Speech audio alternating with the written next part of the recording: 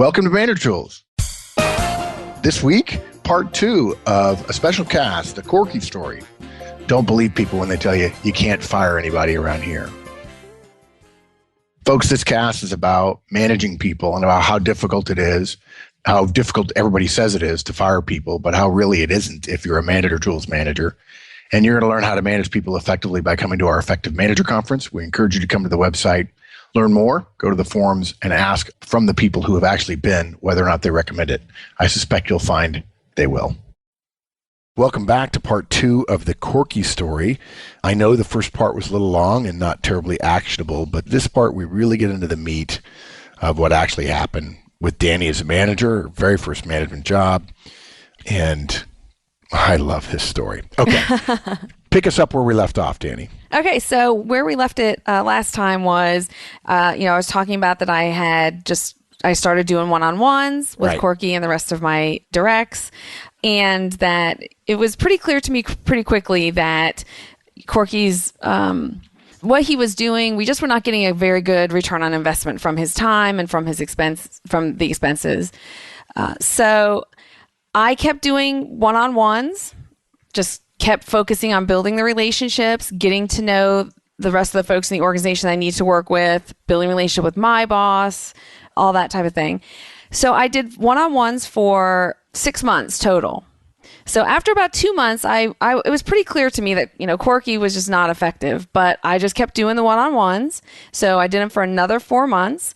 And then it was about this time, Mark, that you taught me the feedback model and the coaching model, right? Because I was calling you saying, okay, I'm doing these one-on-one. Yeah, I'm doing the one-on-ones, but he's not doing any better. It's not getting any better. I don't know what to do now.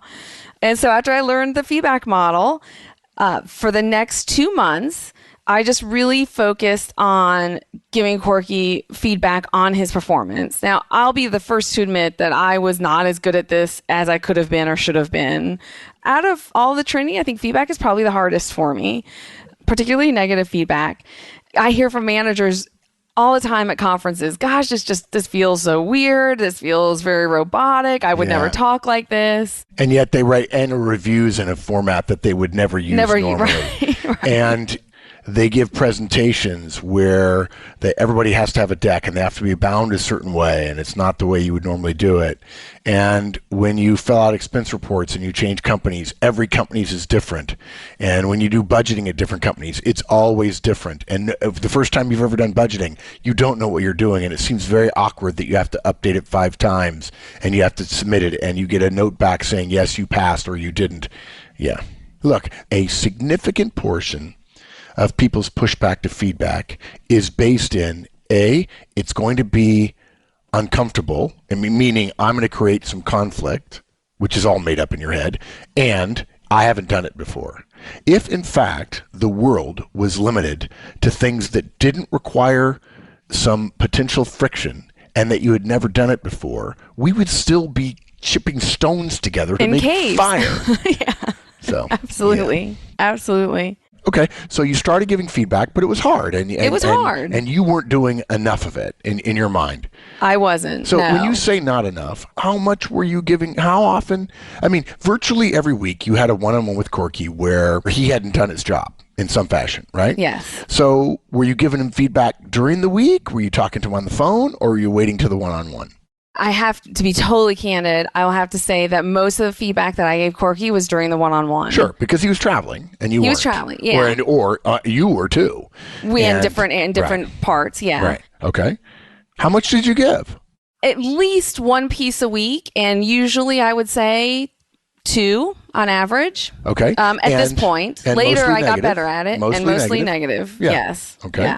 Yeah. Would you say that you did well? Forget for a moment. Stop beating yourself up about how much. Would you say that you were truthful or that you were faithful to delivering it in a pleasant way? Oh. I would say 60 to 70% of the time I did pretty well with that. Okay, good. It was a very emotionally, God, I don't want to overstate it, but I had a lot of angst around it. I wasn't doing it. I'm not worried about angst. Folks, don't worry if you're a little uncomfortable delivering it. I'm worried that you were delivering it with negativity. I don't think there was negativity. Okay. In that, I didn't raise my voice and I didn't call him names or anything like that. Wow. Yeah, that would be particularly extreme. Yes. I would say I wasn't pleasant. Okay. Right? Okay. I would say it was I was Matter probably of fact? more, yes. Okay. Mm-hmm. Fair enough. That's how I would describe it. Yeah. I would say I definitely didn't have a smile on my face, but I wasn't scowling. Okay. The big step for me was to not scowl.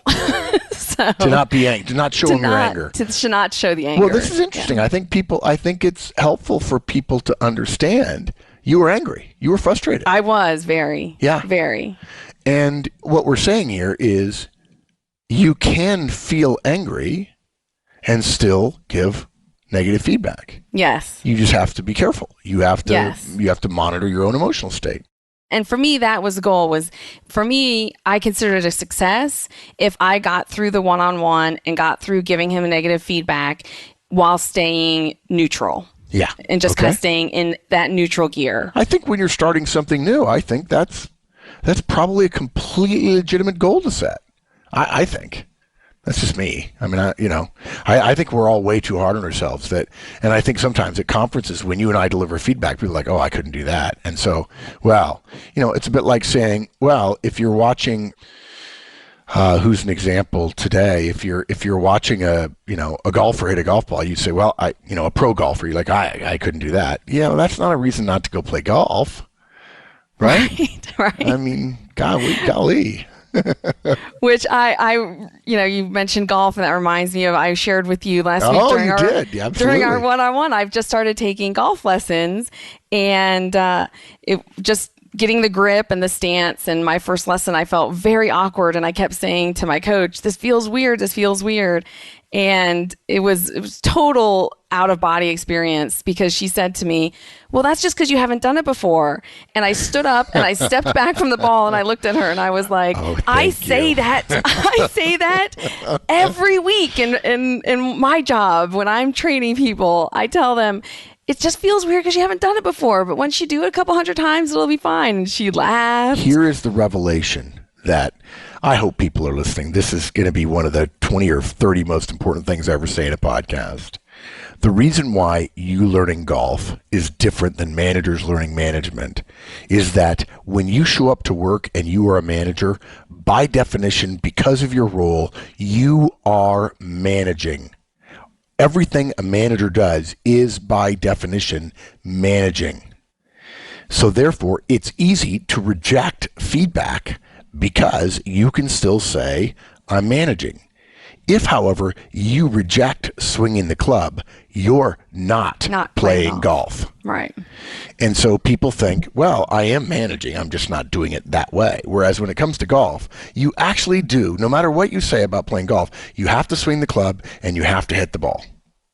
And so that's why people feel like they can get away with saying, well, yeah, it's hard, so I'm not going to do it.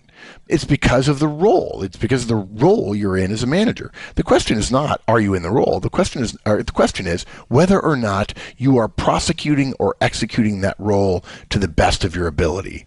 And that's where managing and learning feedback is similar to the golf lesson. Anyone who picks up a golf club and swings at a ball, even if they're 1 year old, is playing golf, right? Mm-hmm. But they may not call themselves a golfer, but most managers can get away with not improving. The problem is, deep inside, they know they can be better. For me, with the feedback, the one-on-one, I couldn't let myself off the hook. During the week, I could let myself off the hook, right? Right.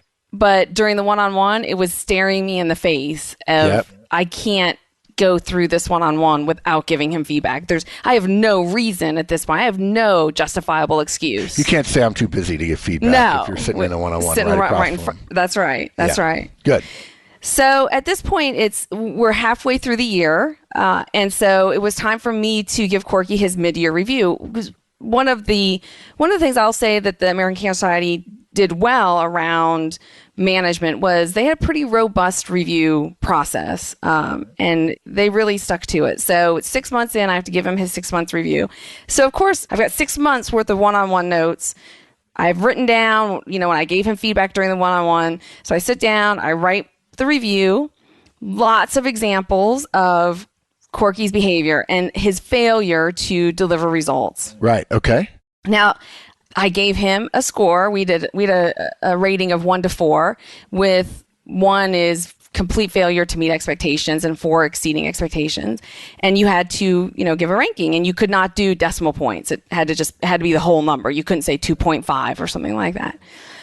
So I wrote Corky's review, and I scored on the scale of 1 to 4. I gave him a 2, which was not meeting expectations. It has to be, right? Yeah. Yeah. Okay. Yeah. Now, this is the first time in his career with the society where he received anything less than a 3. He had never received less than a 3. And we talked about this before, about how he hadn't been doing well before and everybody had kind of passed him over. Yeah. Is it safe to say that that even though there would be potential political ramifications from giving him a 2, that none of his previous bosses would have argued with you that he was probably not performing up to the responsibilities of the job?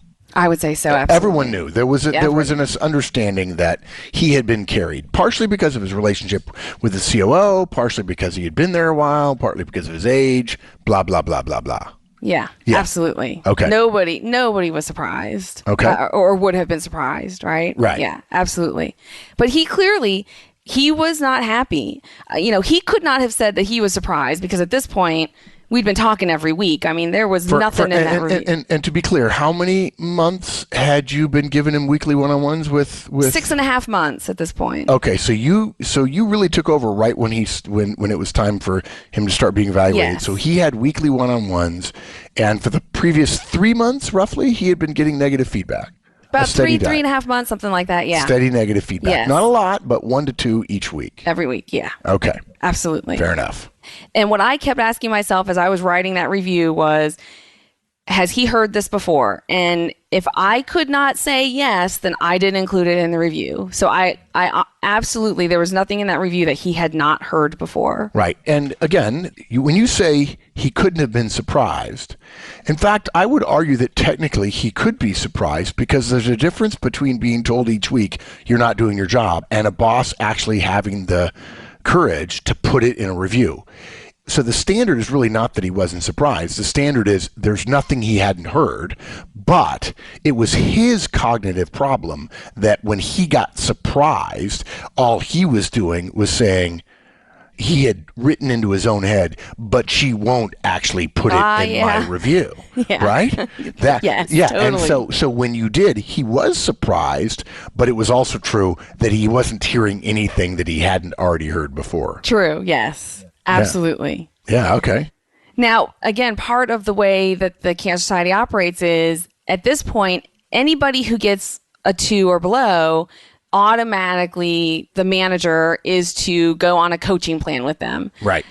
Now, I had the benefit of learning your coaching model, the Manager Tools coaching model, which is not the American Cancer Society coaching model. So when I gave Corky his review, we had the conversation. Wait, go back. Let's go back and talk about his surprise. So let's help the managers out there who are thinking, what do I do? I'm going to avoid negative feedback, because that would mean I'd have to give a tough review at the middle of the year. Tell me about his response in the review. Some of the phrases that he used were, I've never had a problem before. Maybe this is just a problem between me and you, because I've worked for a lot of other people here. Oh, yeah, which is another way of saying this is your problem and not mine. Yes, exactly. Because I have history with other managers who didn't do this to me. Who didn't do this, right. Absolutely. What did you say to that? Not that we're talking about delivering reviews, but I can tell you that people who are listening right now want to know. So I just kept hearing your voice in my head. Stay frosty, Dani. Stay frosty. Stay frosty, right? Because again, my goal is get through this without being emotional, right? Right, just kind of stay in neutral, right? So I remember doing a lot of shrugging of my shoulders. I think I'm pretty sure I said a lot of, I don't know what to say to that, Corky. I'm not them. I didn't know you then. I didn't manage you then. Fair enough. So I really just, I would say I didn't directly respond to what he was saying. You don't have to. That's an important point. You don't have to. An accusation that's untrue, you don't have to. I just read in the Wall Street Journal a story about someone who some group disagreed with them, and they then created an attack. And he says, I don't respond to incorrect, presumptuous contentious comments, right? You don't have to. Yeah. Okay. One of the things I also told him was something along the lines of, I'm sure that that's true. I'm sure that you've done well in the past. Mm-hmm. What we need as an organization has changed, and that's going to require doing new things and having a new approach. And I use that to lead into the conversation of, I want to help you with that. It's not fair for me to say to you, Corky, the job is changing and now we need different things out of you. And I don't think you're capable of doing it. And so we'll find another role for you or you'll need to leave. I want to help you get the skills that you will need to stay successful in this role as the role changes, as the needs of the organization change. And I'm committed to helping you do that. And that was how I introduced coaching, was here's how I'm going to help you do that. I'm committed to you being here and you being successful. And so we're going to do this coaching thing. And here's what's going to look like. And I walked him through the process. At that point, I believe it was 7-step model, right? Which is different than our 4 steps that we use now. And so I went over with them and I said, I'm going to coach you. And what I was coaching him on was how to close sales. Yes. He was good at rapport. Very good. Oh. People loved him. And that was the problem with some of the previous managers. Everybody liked him. What's not to like? And there are managers who feel like if I like somebody, they're probably doing fine. Or if I like them, I wouldn't want to hurt their feelings. Right. Yeah. Right. Yeah, he was great at building relationships and making contacts and telling the story of the organization and making that connection with people. What he wasn't doing was actually saying, will you write us a check? Will you come and volunteer? Right? Yeah. He didn't make the ask, which is basically it's the core part of his job, actually. That's right. And it makes the whole purpose of the sales call, null and void if you don't actually make the ask. So I said, I'm going to coach you on how to close sales. And I told him, I said, Corky, look, I don't care if you make 100 asks and get 100 no's. Right. Now, I knew that was not exactly unlikely going to happen. Right. Well, but I wanted him to understand this is not about you getting 100% yeses all the time, right? This is about you changing your behavior, because I know if you change that behavior, look, you're going to get more yeses than nos. I don't want you focusing on, I'm only going to do it if I know I'm going to get a yes, or, I'm afraid of doing it because I might get a no, and then Dan will be upset because I got, 2 no's this week and only 1 yes. And like I said, he was so good at building rapport that I knew that if he made the ask, more people would say yes. He'd get yeses. Of course he would, yeah. But he had a fear of failure, right? Which, folks, to be honest, is completely legitimate.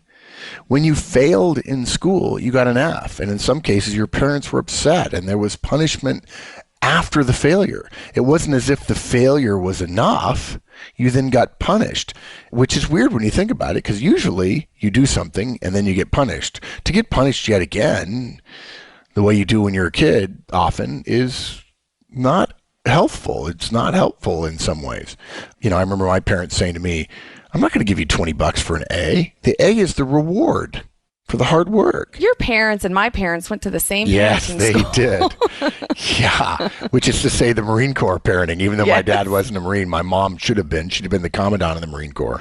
And my dad was in the Marines. Exactly. I think it's normal for folks to fear failure. And the easiest thing to do when you fear failure is to do nothing. Unfortunately, in the world we live in today, in the professional world, there's a form of failure of doing nothing, right? Absolutely. Because you didn't achieve the goal. Okay, good. Absolutely. So you started coaching him. You used the coaching model. Roughly immediately after the review, he'd been working for you for 6 months. He'd been getting a steady diet of negative feedback, perhaps not as much as he deserved, but you had clearly laid the groundwork that you are not meeting expectations for 3 months. Okay, good. And of course, I sent in his review. Actually, I think my boss had to sign off on his review before it was a 2. Because it was a 2, yeah. And so she was very aware that I'm going to be working with Corky. I'm putting him on this coaching plan, and the goal is to help him with closing the sale. And of course, that was communicated to HR through the process. So, everybody was aware of what was going on. And you got no substantive, objective pushback on what you were doing. At this point, no. None. Mm-mm. Okay. Did you get the sense that there was some political eyebrow raising from your boss or from HR? No, not from my boss or HR at this point. Now, what's interesting is Corky and I worked in the Louisville, Kentucky office. Right. And the COO worked in that office also. Most of the other senior executives were in the Birmingham. Right.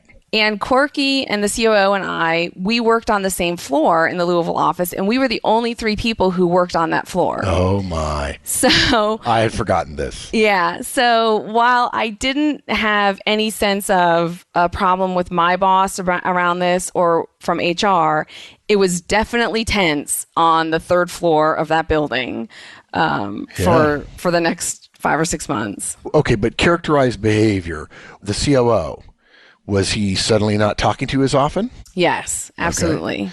Less smiling? Absolutely. Less inquiring about how you're doing? Absolutely. And I would walk by his office, to go down the hall or to go, to get a cup of coffee or whatever.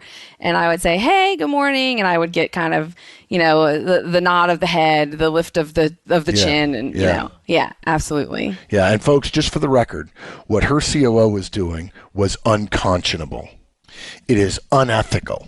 If you're a manager of other managers, if you're an executive, I don't care how good or bad your organization is, the obligation for you to behave in a professional and ethical way is that much higher than people below you. I was just reading somewhere, I was talking to Wendy about Fredman Malik, who is one of my second favorite management author after Peter Drucker. I was quoting from it because he's just so good. And he talked openly about the idea that managers can't act as if what's important about their job is the role and the power. What's important is the obligation you have. And it doesn't matter how much power you have or what your role is. What matters is how effective you are in getting things done. And one shouldn't want to be a manager simply because one gets role power, even though, of course, many people, in fact, do that. And the higher you get up, the greater the burden is. And too many people never, ever understand that. Yeah, so you were aware that there were political winds. They weren't howling. No. But you clearly had a headwind, not a tailwind. Yes, absolutely. Okay? Absolutely. Good. Okay. So you start coaching him. So we go the next 3 months. Corky and I are meeting every week. We're doing our one-on-ones. And then we're usually having coaching sessions following the one-on-ones, which at the time I remember thinking, this really isn't how I'm supposed to be doing it, but I didn't know any other way to, right? I was like, I'm stumbling a little bit. I knew I wasn't totally following the model, but I was really trying to give Corky every opportunity. And he was asking for more time. He would say during the one-on-ones, I really think that we, should probably spend the next 20 or 30 minutes talking more about this. And in hindsight, looking back, I knew a lot of that was, he was making a lot of excuses for why he wasn't hitting his goals. He wanted the time to sit with me and say, but this and this, and you don't understand, and this happened.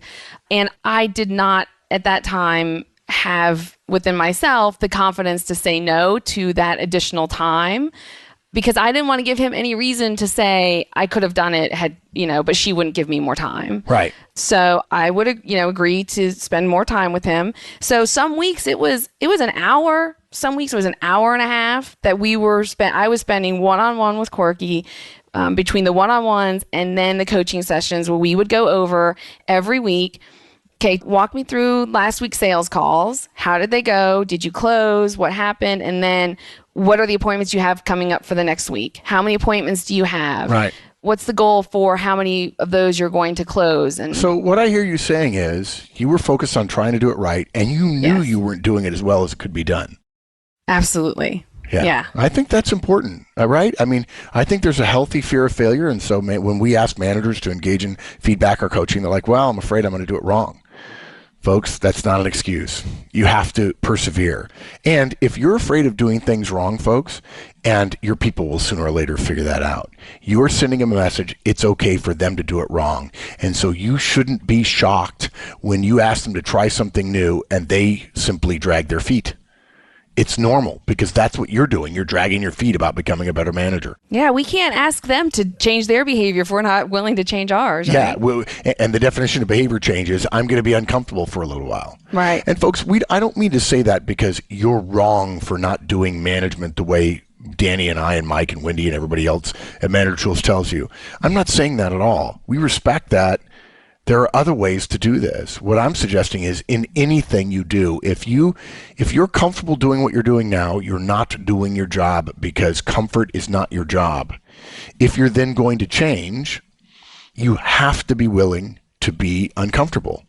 And I don't care whether you use our stuff or not, but you ought to be willing to set an example of, I'm going to try something new. I'm going to see whether or not it works.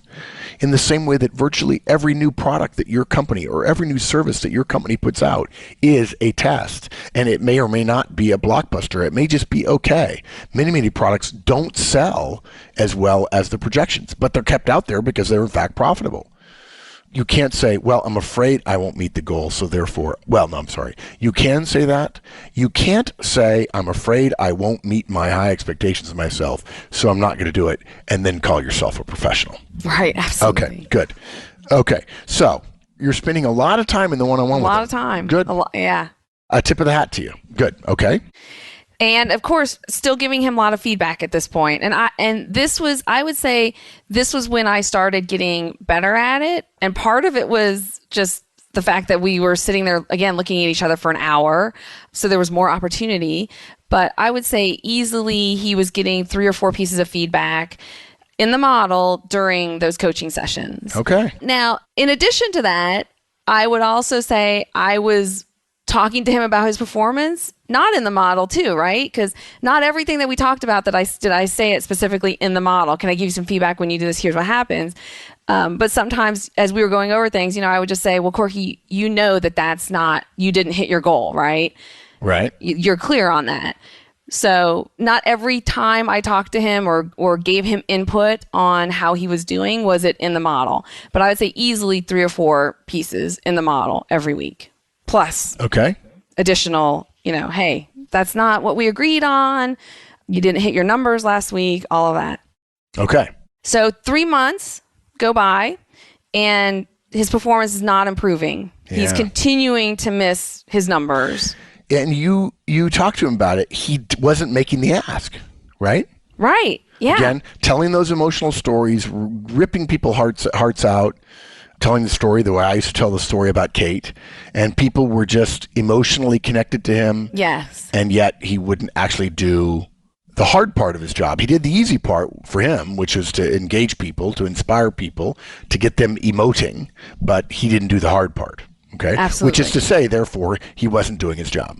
Right, because his job is to come back every week and with report sponsorship into dollars me with sponsorship dollars and volunteers, and to report into me, this is how many calls I went on. This is how many times I closed, made the ask. Yeah. This is how many yeses. This is how many no's. This is what I asked for. I made a total of $55,000 worth of asks, and I got $20,000 worth of yeses. Yeah. It was all in black and white as far as the numbers. It was very specific, measurable, objective numbers every week. Right. And he was missing them. Okay. So this is now, at this point, this is 9 months after I started managing him. Right. So we have 3 months left until the year is over, and I'm going to have to write his year-end review. By the way, you gave him a 2, and of course HR had to be involved, the 6-point part. What did HR do to assist you in a proactive way to keep him from having a really dangerous situation, which is an end-of-year formal review, which says failing to meet? Sadly, nothing. Nothing. Yeah. And guys, I just came back from Sydney. I got back from Sydney about 9 o'clock last night. It's 3 o'clock in the afternoon. Dani and I are recording right now. And folks, I got to tell you, we had a guy at the Sydney conference, Alan, who was an HR guy, and Alan Arthur, and he's just a absolutely fabulous guy. Alan, if you're listening, I loved having you in the front row. And he was okay. He joked about the fact that I knew he knew I was a recovered HR hater, and he said, "Mark, the only reason I listen to you is because you're so direct and so candid." So this is one of the reasons why we hate HR. HR is going to potentially work to protect Dani's organization against Dani, because Dani, hypothetically, managers would say, "Well, what is HR going to do to me at the end of the year?" But are they proactively helping? No. And guys, I hate to be cynical. You know why? Because they don't know how. Because they've never actually coached anybody. Because they're not willing to get into the weeds. They're willing to hold a hand over Dani's head and say, "Heaven forbid you do this poorly, because we'll chop your head off." Which, that's no kind of help at all. No. It's just oversight with potential complications. Yeah. Okay. All right. So HR is not helping. HR is not helping, other than saying, you need to coach him. Yeah. Okay. That's all they said, right? You need to put him on a coaching plan. Not they actually know what that is. Yeah. No. So we have 3 months left in the year, and at this point, it's clear to me, he has 3 months to turn things around. And if the previous 9 months are any indication of the next 3 months, this is not going to end well for Corky. I mean, there's no way that, given what has happened for the last 9 months, that I can give him the kind of review that he would need to have to recover from the two that he got at the mid-year. And if he didn't get a good review, then for me at that point, I believe my responsibility is to recommend termination. I mean, it's been a year, right? Yeah. For me, well, it's been a year. No, it's not fair to say it's been a year. It's been a year of poor performance and concerted management relationship building, guidance, coaching, offering of skill improvement, and suggestions with no change. Right. That's what the year has been. Yeah. And then when you say that, saying it's been a year is, okay, you're right. The burden is completely on him. Okay? Absolutely. You see that coming. Okay? And so I think the only fair thing for me to do at this point is tell Corky, we're 3 months away from me recommending termination. Right. Right? That's the right thing to do. It's absolutely the right thing to do. And so at this point, we have a process. Well, I would even say it a little bit differently. You're talking about time, and everybody's operational tempo everywhere in the world is different. Yeah. I would say it's a combination of the time and the fact that you had the awareness that there was no way, without an epiphanic sort of change, he was going to get where he needed to be. And at that moment, you are obligated to say something that the consequences are likely to happen. Yes. Yeah. Okay. Exactly Good. right. Okay, so what'd you do? Exactly right. Right. So I prepared a MFR, Memorandum for Record. Right. Which is what the organization requires me to do at this point. Right. 6 months, you actually, HR said you should coach him, but they didn't really have anything to help you with, right? Help you with that. But at this point, HR says, now it becomes more formal. We expect an MFR, a Memorandum for Record. Okay. Yes. So now the Manager Tools coaching model that you're applying and the one-on-ones and feedback are now dovetailing or interacting with, at least, the organizational minimum standards for legal protection, if you will, relative to termination or formal sanctions against someone's failure to perform. Absolutely. And I cannot imagine being prepared to do that or being able to do that well, to follow the organization's requirements, had I not been doing what I had been doing for the previous 9 months. Well, of course. And that's why when managers don't know how to coach and they don't therefore coach, they don't want to give bad reviews. And that's why other managers gave him okay reviews. Right. Because they did not feel, because they're humans, they recognize that to not talk about one's failure to perform and then somehow at the end of the year say, well, you failed to perform is unethical. Yeah, that absolutely. One has to engage in behaviors between the awareness and the actual delivery of an evaluation that attempts to mitigate the problem. But lacking any way to do that, they don't do it. And then they let themselves off the hook by giving them what everybody else has given them before. And I can assure you that people before you, when they were managing Corky, they were worried and worried and worried and worried. And then they went back and looked at his performance reviews and realized everybody had given him 2s. Yes. And that was the moment that they went, oh, I'm off the hook. Yeah. There's no way this guy suddenly started performing badly with me. Right. No way in heck. So clearly, That moment, there was dread in those managers, and they went to HR and say, hey, can I see Corky's performance reviews? I'm getting ready to write his. I want to be accurate or whatever. And they went and they said, oh, that's the answer. I'm off the hook. Yeah. Yeah. And, by the way, HR probably knew he was a poor performer, and they saw those reviews come in, and they didn't do a darn thing about it. They didn't do it. Right. Yeah. That's exactly right. And their bosses, those managers reported into VPs, and they knew, and they had to sign off on those performance reviews also. It was urban legend in the organization. Don't give a 2 because then you'll create all kinds of work for yourself, right? Because as soon as you give a 2, you have to start doing all of this other stuff that HR requires, right? So it's also, for managers was, well, I don't want to create a whole bunch of extra work for myself. And clearly nobody else thinks this is a problem because it's been happening for so long. Everybody else has just been passing it along. Yep. Yeah, absolutely. So I sit down with my notes, my notebook, my one-on-one notebook for Corky. I go through, I put the MFR together, right? Detailing out specific dates of one-on-ones. This is one of the reasons why I tell people at conferences, this is one of the reasons why I love the Manager Tools one-on-one form, because on it has a place for you to write the date. It has a place for you to write the time. And then I often tell managers, not only did I write the time that the one-on-one started, but I would also write the time that the one-on-one ended. So that when I sat down and wrote that MFR, I could say, on April 25th, I met with Corky from 1 o'clock until 2:15. And here are the things we discussed. And here were his deliverables. And here were how he missed it. And I never heard back from HR that, oh, that made a difference. But I can't imagine that having that specific of details where a manager could say, on this date, I met with them from this time to this time, did not add some credibility, right? Yeah. To those notes, to that document. So I prepare the MFR. I go over it with Corky because that's what you have to do, right? Right. I review it with him. He gets a copy of it. He signs it. I sign it. I send it to my manager. I send it to HR. So everybody is aware, again, that this has proceeded now to the next step. Thanks, everybody. Hope you enjoyed it. Come back next week.